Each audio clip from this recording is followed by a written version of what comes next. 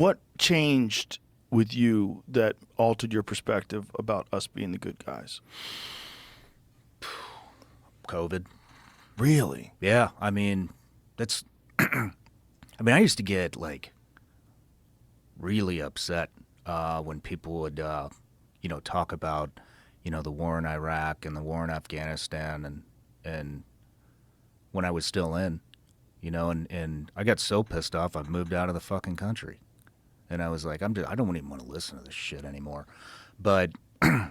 After diving in and looking at the policies that came out and kind of, it's kind of like when it's just reflecting on some of the policy decisions and stuff that didn't really make sense at the time when I was in, that now I look back and I'm like, man, what the like, I didn't have time to think about it then, because it was, okay, go on the next stop, go on the next mission, whatever, right?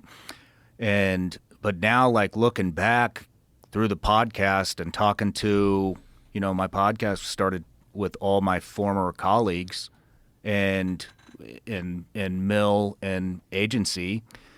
Nobody thinks we should have been there, especially Iraq. Nobody thinks we should have been there. And I just keep going down the rabbit hole, and man, I don't.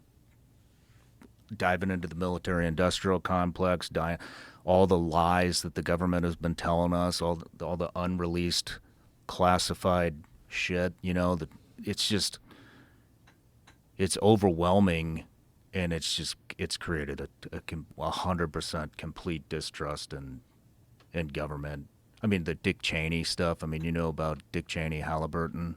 Yeah. Have you looked into that at all? Well, he was the CEO of Halliburton, and then Halliburton got no bid contracts to rebuild in Iraq for billions of dollars. I don't think people understand like how crazy that is.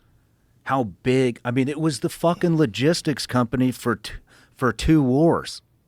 That's everything, Joe.